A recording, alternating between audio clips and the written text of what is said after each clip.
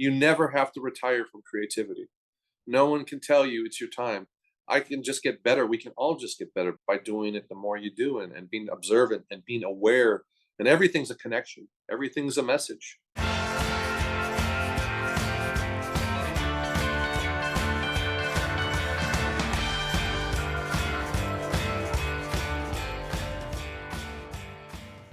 Hi, listeners. Thank you for tuning in to Beyond the Palette.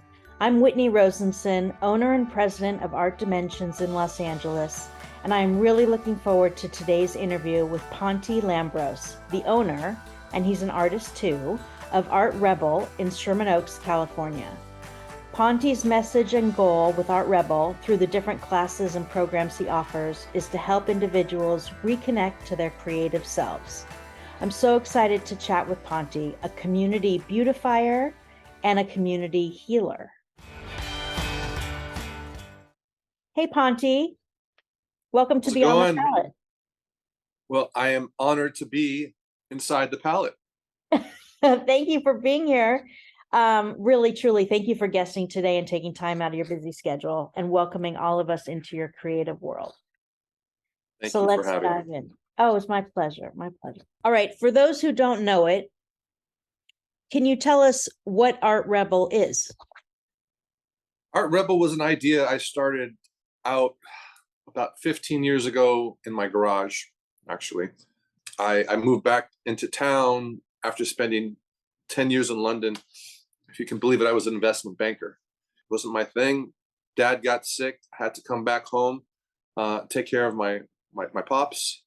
And at night, after we would be, taking him to his treatments and all that, I would just go into the garage, and I just decided I need some therapy here for myself with everything that I'm dealing with, from leaving a job, moving back home, taking care of my dad, and art was my healing tool. So I just began to paint, and I began to paint more. My wife began to paint again, and then we had friends come and watch us paint, and then they were like, Ponti, we love you and you as an artist, but we want to paint too. And then there were these nights where I'm looking in my garage and there's like 50 people in there all painting, and I'm thinking, hey, this could be something really cool. And then from that, I found a vacant garage, another garage, because I'm all about the garage.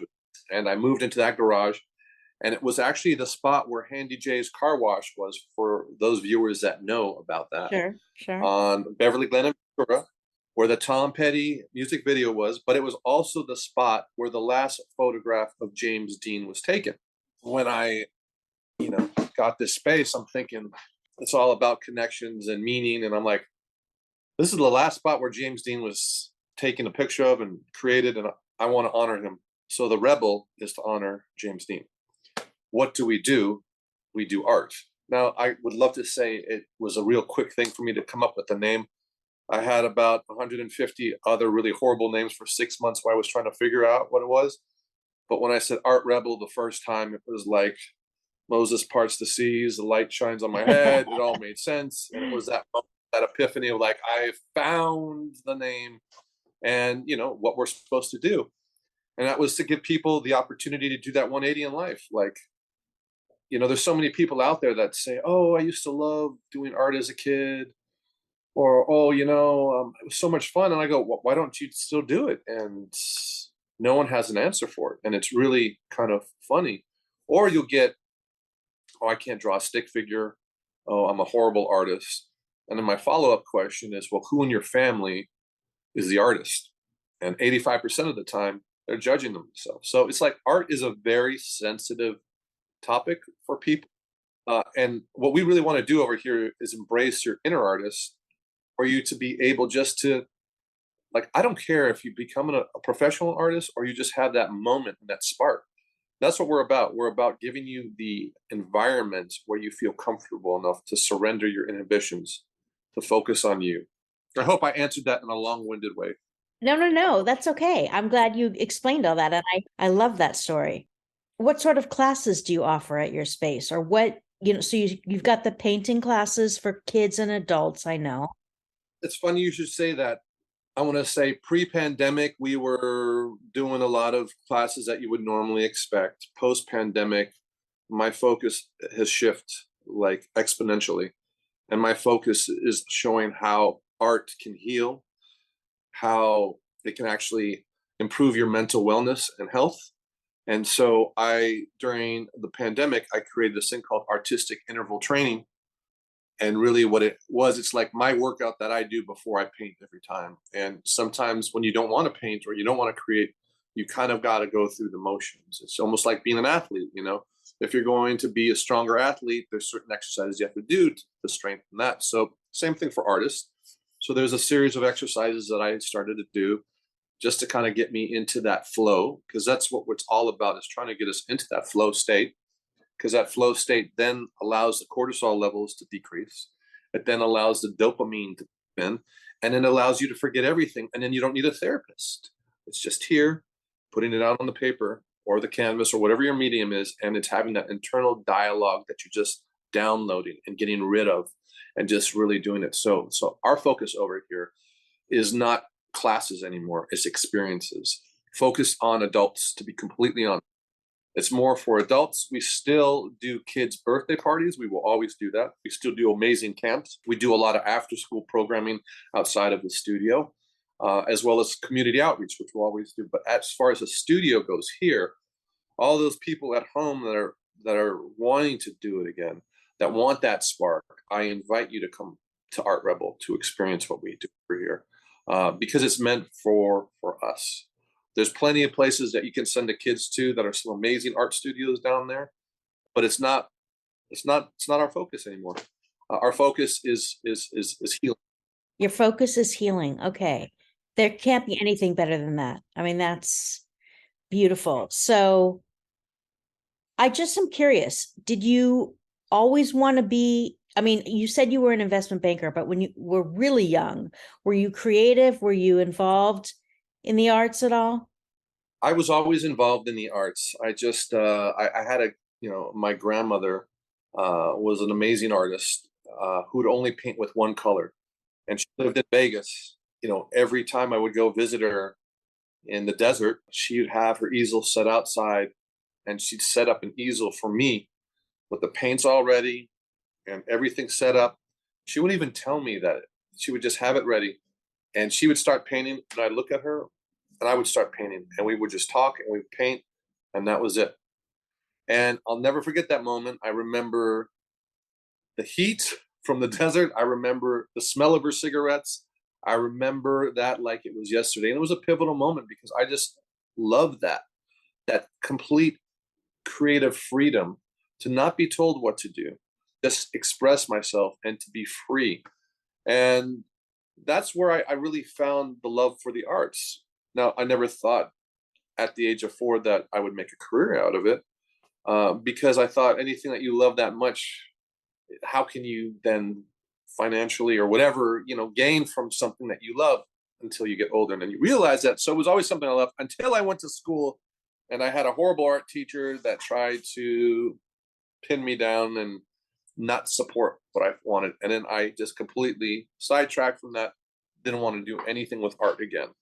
It was only until I got together with my now wife, who was an artist too, and she had a whole studio in her place in Chicago. When I went to visit her one day, it was all set up, and she had to go to work. And I see this canvas just sitting there, and I felt really bad. But I was like, "Do you mind if I paint while you go to work?" She's like, "Sure, go ahead." And so she goes to work, and I turn around and I go, "What are you doing? I thought you had to go to work." And it was like 14 hours had passed. But I was in my own world, flow state that I'm talking about. I lost all concept of time. And I said, at that moment, I was like, this is what I want to do the rest of my life. I just want to create, because you know what? You never have to retire from creativity.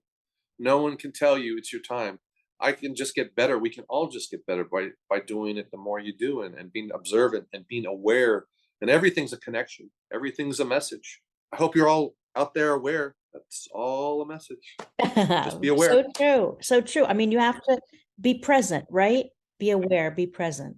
And I know there's many artists that you've interviewed before that are going like, yeah, I speaking the same language. So I think all artists kind of know that.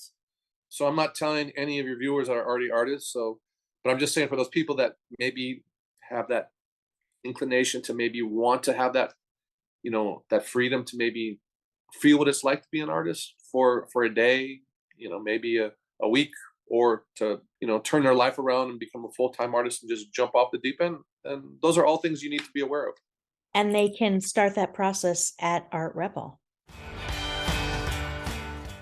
Let's talk about the We Heal project, which I think is such a beautiful project. And I know that you started this during the pandemic. So can you tell me about it and just tell us what it's all about?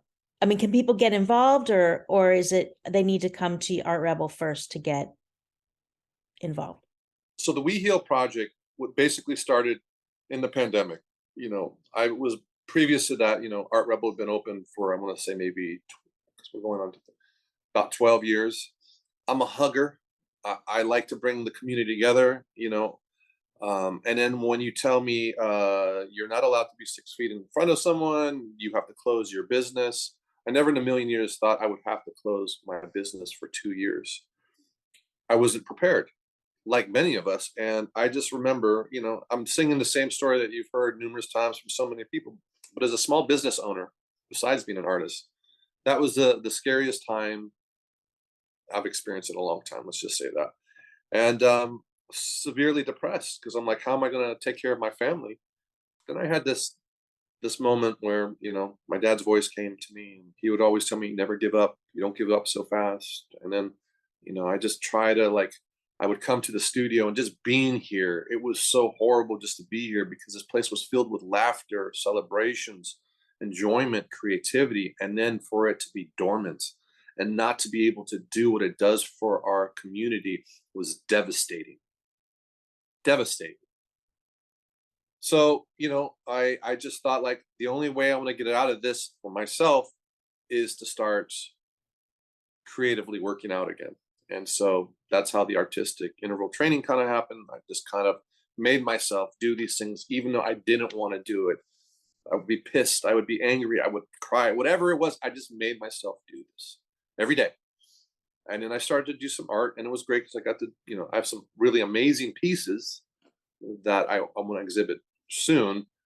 And then there was this one moment where I put down the artwork that I was working on. I was listening to some song, and then I just broke down. I said, I am so sad for my city of LA. I love my city of LA so much. And then all of a sudden, I went into this zone, and I created this image. But it wasn't until I was like, I said, but my heart is broken. How do you, Brenda? How do you, mend a broken heart?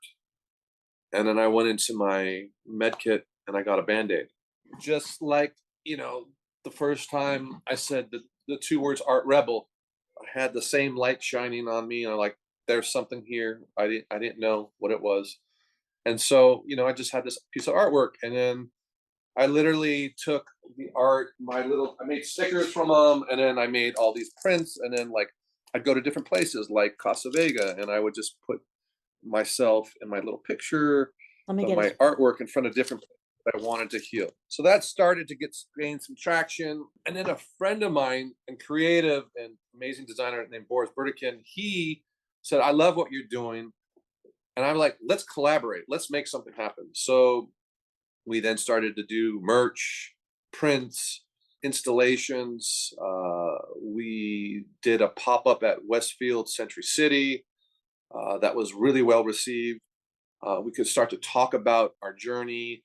We had these moments and conversations. This is when it was really bad, where you all had to have masks on. People still didn't want to go out. People still didn't want to touch each other, but they still wanted to connect with each other. And then it was really funny because then I started, when I was over there, I go, but I want to leave people with something. I want to give them something while we're here. And then the idea of these healing hearts came into fruition. So each one's one of one, each one's different with a different saying, something positive. And sometimes, all people need to kind of get back on track is a little simple message of hope. A little So simple true. random act. And so from these little hearts, I then made a little tray, and then I put a bunch of them on a tray. And then I would have people pick a heart without knowing what's on the back, and they would just get the message. And then you would just see these people like crying or really happy, or just like, you don't know how much this means to me. And from that moment, then the owners of Grand Central Market, they came to our pop-up, they saw our thing, they said, we'd love for you to do an installation at Grand Central Market. And we were like, hell yeah, we're going there. So we had this space for a month, and we had this huge wall, and it was our healing heart wall. And I'll send you some pictures of it so you can see what it looks like. This enormous wall with, like, I want to say like 300 of these on this wall. Wow. And people would just come by, pick a heart, and get a message and take a picture. And like, we didn't know these people, and they didn't know us. And you would have complete strangers reading their message, and people that you would never in a million years think you would connect with. When they would get their message and just look at you and turn into these, people that just wanted a hug, just wanted to let it out and just cry. Like, it was the most amazing time just to see, like, and for all you people out there and artists and everyone, like, we always want to try and get to the top of Mount Everest, thinking that's the biggest accomplishment. But the biggest accomplishment isn't being at the top, it's taking that first step. It's the little things, it's the little subtleties, the little opening up a door for somebody, letting someone, make a turn so you don't get in that accident. Just little simple things that we can do on a day-to-day, things that can really energetically affect positive change. So the beautiful thing with the healing heart wall that we did was, we then stood back and we watched how people, like, we would tell the people what it was, and then they would leave, they would go, then we'd see them 10 minutes later, like, replace us and be telling these other people what it is, what they would do, and they go get a heart and they go. And then those people that they give, they went and brought other people, and it was like this domino effect. And that's the beauty.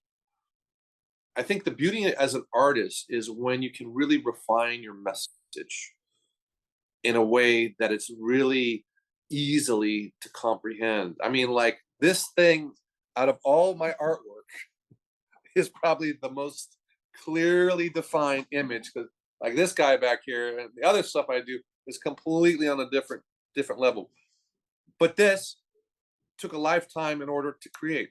So, just keep creating for all you people out there, and hopefully one day you'll have that moment where you have this epiphany too.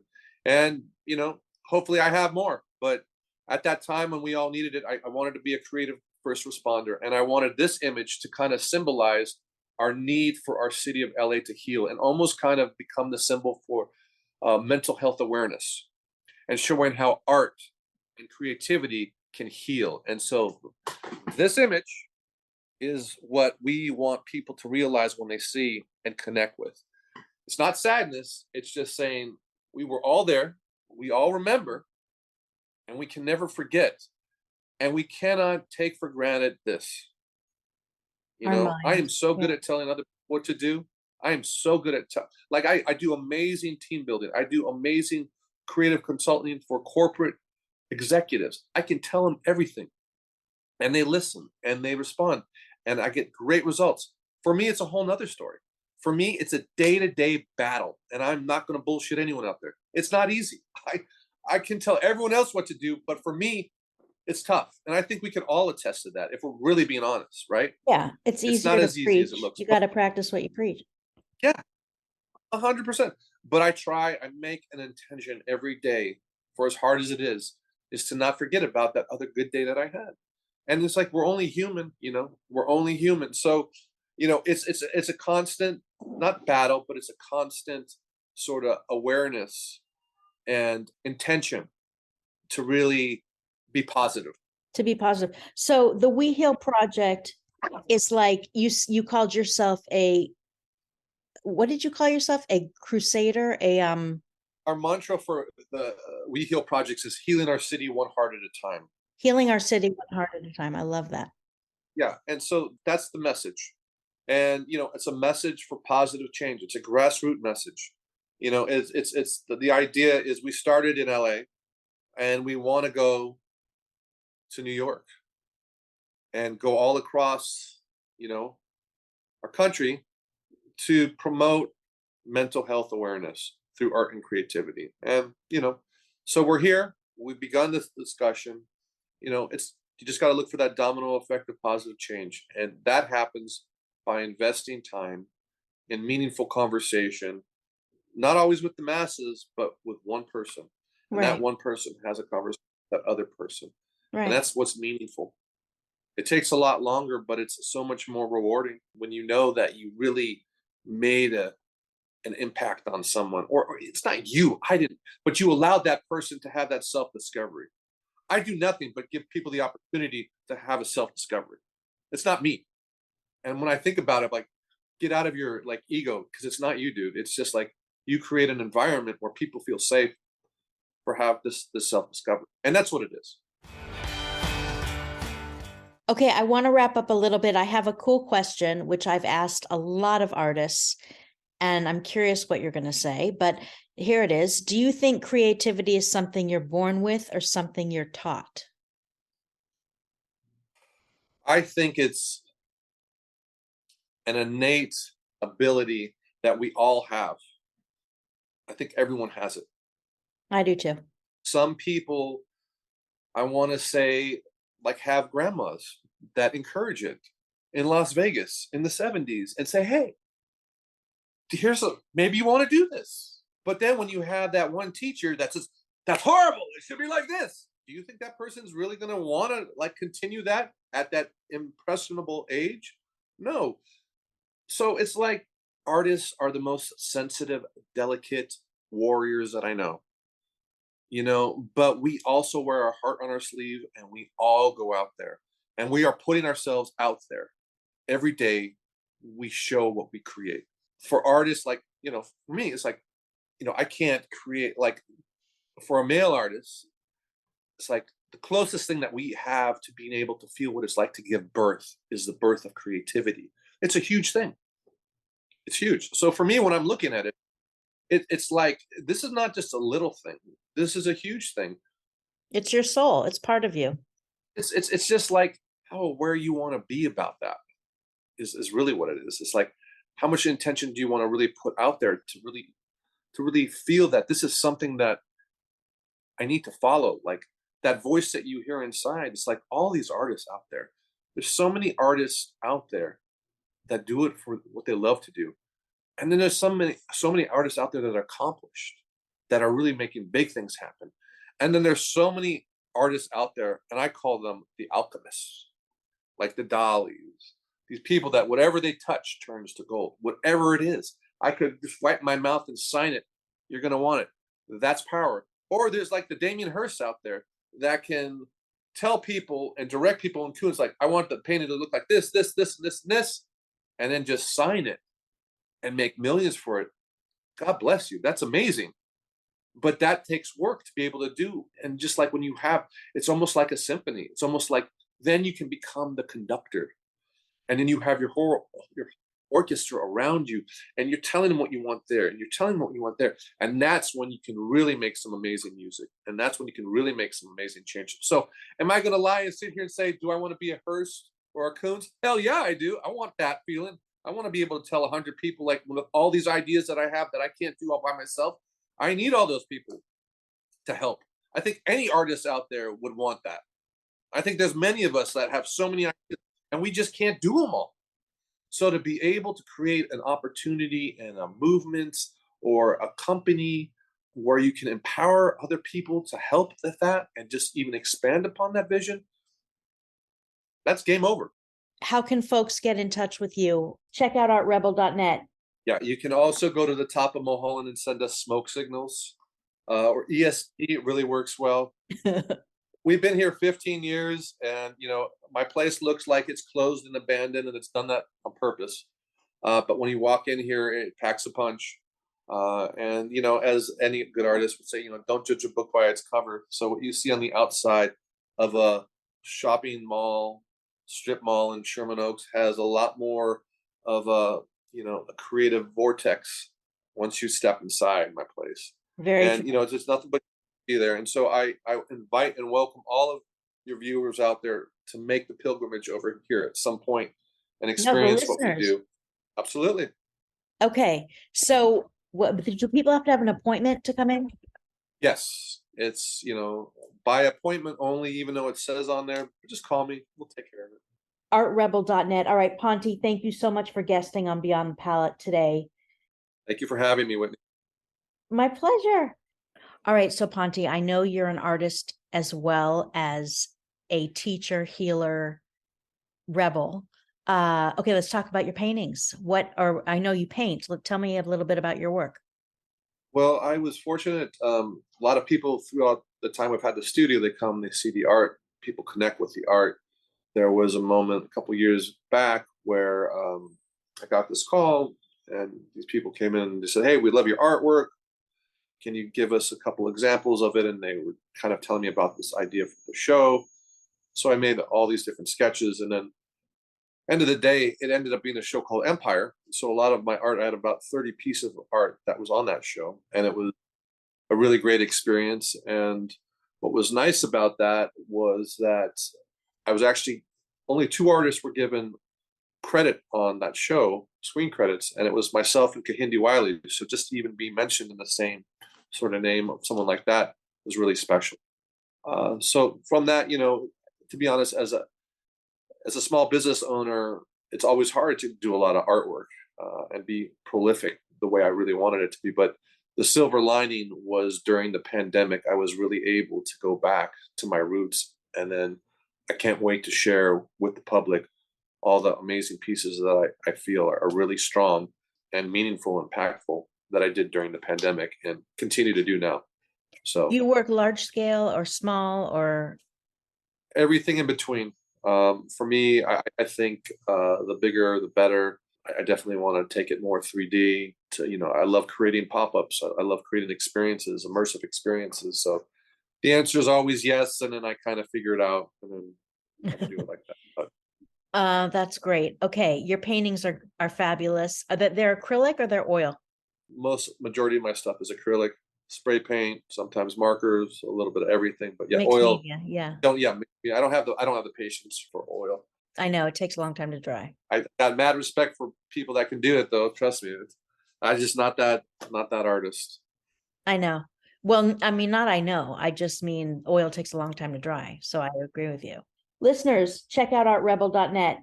It's good for the soul. It's good for the mind. It's good for the heart. Also, feel free to rate and review this podcast to help us expand our reach. You can throw us some stars. That works too. All right. Thanks everyone for tuning in. I will have some JPEGs of Ponti's paintings and I will post those on the blog. So you guys can see those. And I'll also include the address and the phone number for Art Rebel. So Ponti, thank you again and have a productive week and happy creating. Well, I have to just say, Whitney, thank you for inviting me, and also thank you for being such a great advocate for all of the artists that are out there, all the other art rebels that are out there. To be able to be seen and heard on a podcast like yours is really special. So I wish you nothing but continued success. And it's also, this is happening because of all the great artists, before me, and all the great artists that are going to go after me. And I wish you nothing but the best. Thank you. I appreciate it. Thank you.